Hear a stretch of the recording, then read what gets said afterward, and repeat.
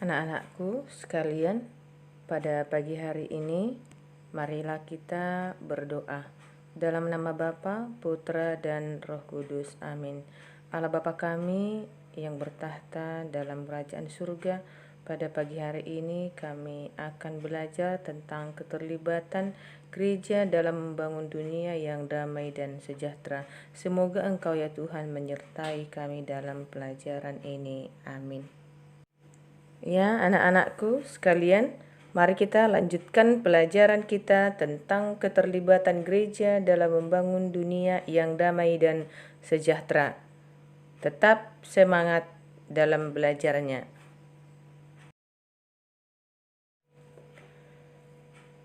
Keterlibatan gereja dalam membangun dunia yang damai dan sejahtera adalah, kita lihat nomor 1 di sini, membuat ajaran sosial gereja. Jadi gereja itu membuat ajaran sosial, itulah keterlibatan gereja dalam membangun dunia.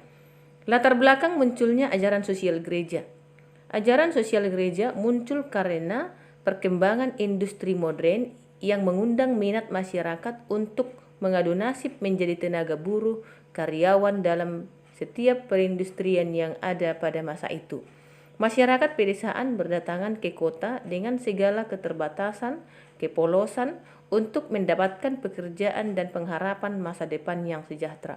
Namun yang mereka terima adalah ketidakadilan dalam masalah upah, tempat tinggal, hak mogok, perlindungan hak asasi manusia. Maka para imam mulai melibatkan diri dalam pastoral kaum buruh dan menghargai harkat dan martabat manusia, yang disebutlah itu ajaran sosial gereja. Yang B, arti dan makna ajaran sosial gereja. Arti dan makna ajaran sosial gereja adalah suatu ajaran dari gereja tentang hak dan kewajiban sebagai anggota masyarakat dalam hubungannya dengan kebaikan bersama, baik dalam lingkup nasional maupun internasional. Ajaran gereja juga dikenal sebagai suatu sikap dari gereja untuk menanggapi fenomena-fenomena atau persoalan yang dihadapi oleh umat manusia dalam bentuk himbauan, kritik, dan dukungan. Macam-macam ajaran sosial gereja. Macam-macam ajaran sosial gereja. Yang pertama, ensiklik Rerum Novarum, itu dicetuskan oleh Paus Leo ke-13. Yang kedua, Quadragesimo Anno, dicetuskan oleh Paus Pius XI. Mater et Magistra dan Pacem in Terris oleh Paus Yohanes 23. Gaudium et Spes oleh Paus Yohanes 23. Popularum Progressio oleh Paus Paulus ke-6. Ensiklik Laborem Exercens, ensiklik Rei Socialis, ensiklik Centesimus Annus oleh Paus Paulus kedua. Itulah macam-macam ajaran sosial gereja. Bagaimana realisasi ajaran sosial gereja di Indonesia? Gereja belum serius menangani masalah-masalah masyarakat yang ada di Indonesia. Gereja itu belum mau mencari yang selama ini hilang. Kemudian warga gereja secara keseluruhan belum menghayati menderita bersama orang lain. Artinya masih banyak orang yang pelit memberi sesuatu kepada yang lain yang kekurangan. Gereja di Indonesia sangat pesimis akan keminoritasannya. Gereja itu sangat takut mengungkapkan kebenaran karena merasa minoritas. Masalah sosial yang harusnya membutuhkan uluran tangan secara langsung, tetapi menjadi itu hanya sebagai pengetahuan atau hanya ditulis saja di buku, tetapi belum ada pelaksanaan yang nyata yang bisa dirasakan oleh orang lain. Anak-anakku sekalian, dalam kehidupan kita itu banyak kita mengalami masalah-masalah, banyak kita mengalami kekacauan, banyak mengalami ketidakdamaian dalam hidup kita.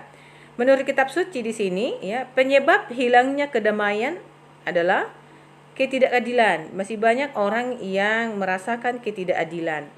Banyak orang merasakan perang. Banyak orang melakukan dosa. Ada tatanan sosial. Tatanan sosial itu artinya ada orang, ya, orang kaya yang tidak memperdulikan orang-orang miskin atau menyingkirkan orang miskin. Kemudian sikap egoisme, mementingkan diri sendiri, tidak memiliki iman, acuh tak acuh, dan pasrah pada nasib. Artinya banyak orang yang tidak berjuang untuk mendamaikan kehidupannya sendiri atau mendamaikan kehidupan orang lain. Jadi masih egois, ya. Nah, dengan ketidakdamaian tadi yang dirasakan oleh manusia, maka upaya gereja dalam mendamaikan dunia adalah: 1. Masyarakat perlu disadarkan akan adanya situasi buruk yang mereka alami. Yang kedua, keadilan demi kesejahteraan hanya dapat diperjuangkan dengan memperdayakan mereka yang menjadi korban ketidakadilan. Yang ketiga, cara bertindak yang tepat adalah menciptakan keadilan ke dalam dengan diri sendiri, lingkungan, keluarga, lembaga, dan gereja. Berpihak kepada mereka yang mengalami korban ketidakadilan dan penindasan dengan membangun sikap cinta kasih tanpa kekerasan. Kelima, menjaga keseimbangan antara hak dan kewajiban, baik itu diri sendiri, sesama, Allah, serta alam semesta. Yang keenam, memiliki sikap menghormati dan menghargai sesama tanpa membedakan suku, agama, budaya, tetapi memandang bahwa sesama itu citra Allah, sederajat, semartabat dengan diri kita sendiri. Anak-anakku sekalian, sampai di sini pelajaran kita hari ini. Semoga anak-anakku semakin rajin untuk belajar, ya. Jangan lupa tetap jaga kesehatan, banyak berdoa, dan jangan terlalu banyak keluyuran kemana-mana. Tetap di rumah, dan kalau pergi pakai masker dan cuci tangan. Sekian dan terima kasih kepada anak-anakku sekalian. Dicatat materinya, difotokan, dan dikirim ke classroom kita, ya, Nak.